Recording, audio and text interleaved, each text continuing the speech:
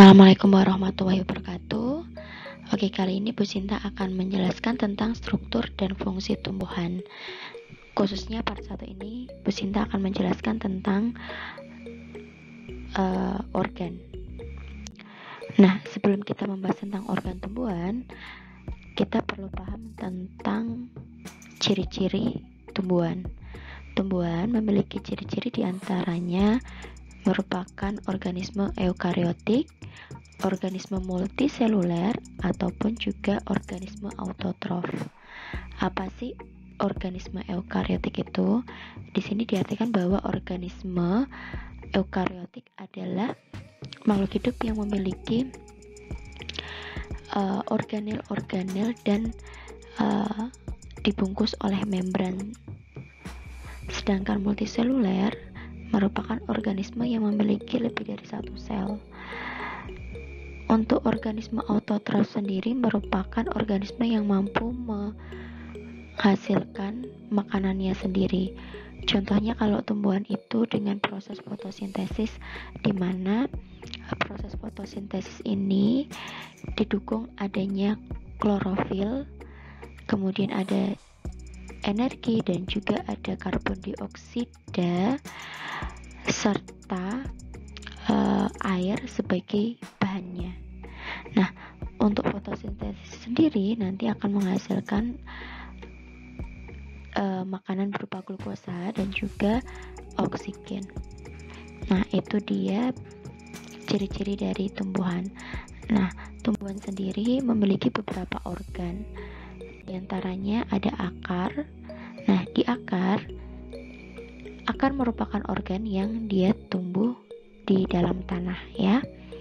Nah, karena berada di dalam tanah, maka akar berfungsi untuk menyerap air dan zat hara, kemudian menunjang berdirinya tumbuhan sebagai alat pernafasan.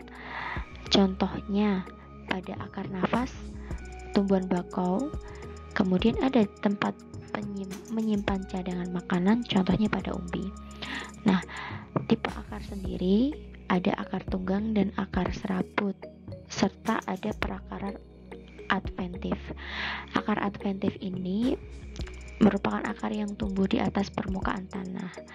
Contohnya pada tanaman bakau untuk memperoleh oksigen, dan gambarnya bisa dilihat di sini. Nah, fungsi akar sebagai penyimpan cadangan makanan, kemudian sebagai alat pernapasan, ternyata merupakan modifikasi dari akar sendiri. Kemudian ada organ batang. Nah, batang itu tumbuh tegak dari pangkal akar. Nah, di sini batang berfungsi untuk menopang tumbuhan agar tegak. Selain menopang, batang juga sebagai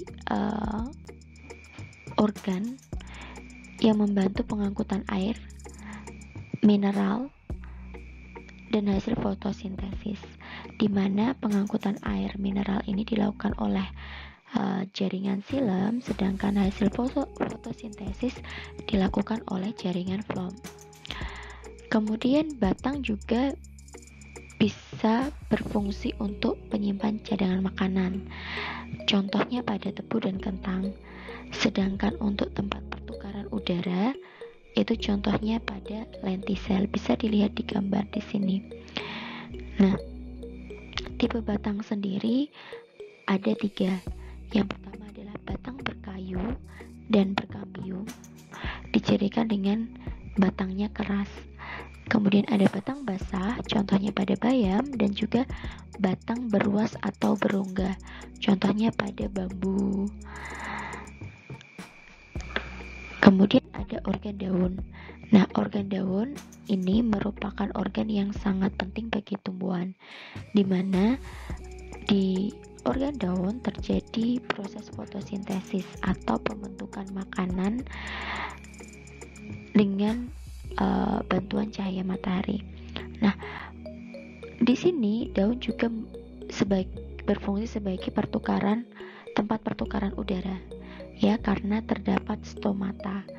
Kemudian tempat transpirasi, ya, transpirasi atau penguapan air ini juga melalui stomata. Kemudian pada daun juga terjadi proses gutasi. Gutasi ini merupakan proses di mana terjadi pengeluaran air dalam bentuk titik-titik embun melalui lubang yang disebut hidatoda, ya. Nah, tipe daun sendiri ada menyirip, menjari, melengkung, sejajar. Nah, bisa dilihat di sini proses-proses pada daun. Di antaranya adalah transpirasi. Nah, transpirasi pada tumbuhan sendiri ini dipengaruhi oleh banyak faktor. Nah, ketika tumbuhan beradaptasi agar mengurangi proses transpirasi atau penguapan, bisa dilakukan dengan beberapa hal. Contohnya kalau pada tanaman jati dia akan menggugurkan daunnya. Kemudian untuk tanaman kaktus agar tidak terjadi banyak penguapan atau transpirasi, itu kaktus daunnya termodifikasi menjadi duri, ya. Nah, karena duri itu kan tidak lebar sehingga penguapan itu akan lebih kecil. Kemudian pada permukaan daun juga ada yang dilapisi lapisan lilin atau kutikula. Nah, lapisan lilin ini dia juga menghambat terjadinya penguapan secara besar-besaran. Seperti itu. Kemudian ada proses gutasi, ini gambarnya, dan di sini ada proses fotosintesis. Bisa dilihat bahwa di sini bahannya adalah karbon dioksida dan air, nanti akan diubah menjadi glukosa dan oksigen dengan bantuan cahaya matahari dan juga klorofil. Nah, untuk organ bunga sendiri, di sini organ bunga itu merupakan alat perkembangbiakan generatif atau melalui perkawinan. Karena pada bunga di sini terdapat struktur untuk betina yaitu putik dan jantan itu benang sari. Nah, putik benang sari ini nanti terjadi proses penyerbukan sehingga nanti tumbuhan bisa berkembang biak. Nah, bisa diperhatikan struktur bunga di sini, diantaranya yang pertama adalah tangkai bunga. Kemudian tangkai bunga akan terjadi pelebaran seperti daun, disebut kelopak bunga. Kemudian nanti ada seperti lembaran-lembaran warna-warni, ini disebut mahkota bunga, ya. Kemudian di sini ada putik. Nah, putik itu terdiri dari kepala putik, tangkai putik, kemudian ada ovum. Nah, di ovum ini ada bagian yang merupakan bakal biji dan juga bakal buah.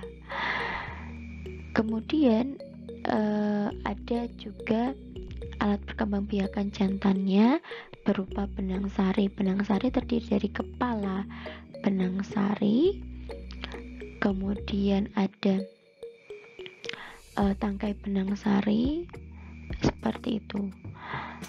Kemudian di sini ada biji. Organ biji merupakan alat perkembangbiakan dan juga cadangan makanan, ya.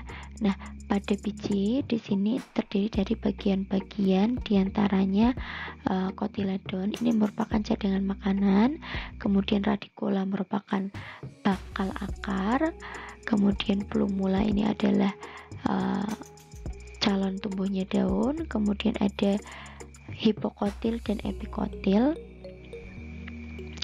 Ini merupakan yang akan menjadi tumbuh batang seperti itu. Kemudian di sini ada buah. Fungsi buah sendiri sebagai cadangan makanan.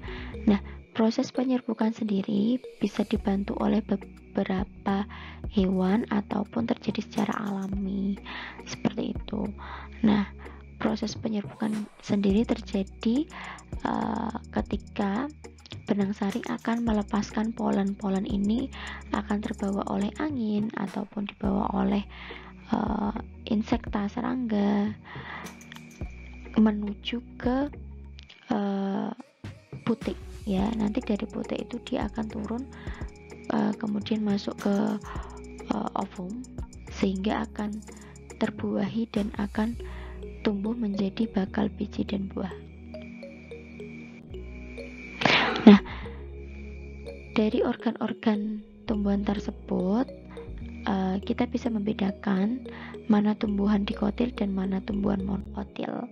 Untuk tumbuhan monokotil ya memiliki satu kotiledon atau satu keping biji ya di sini. Sedangkan tulang daunnya itu sejajar ya, sejajar itu lurus-lurus atau melengkung. Contohnya itu pada daun padi seperti itu. Kemudian berkas pengangkutnya tersebar. Berarti di sini nanti xilem phloemnya itu tersebar. Kemudian batangnya itu lunak, berongga atau beruas ya. Contohnya pada tebu, kemudian pada bambu, kemudian pada padi.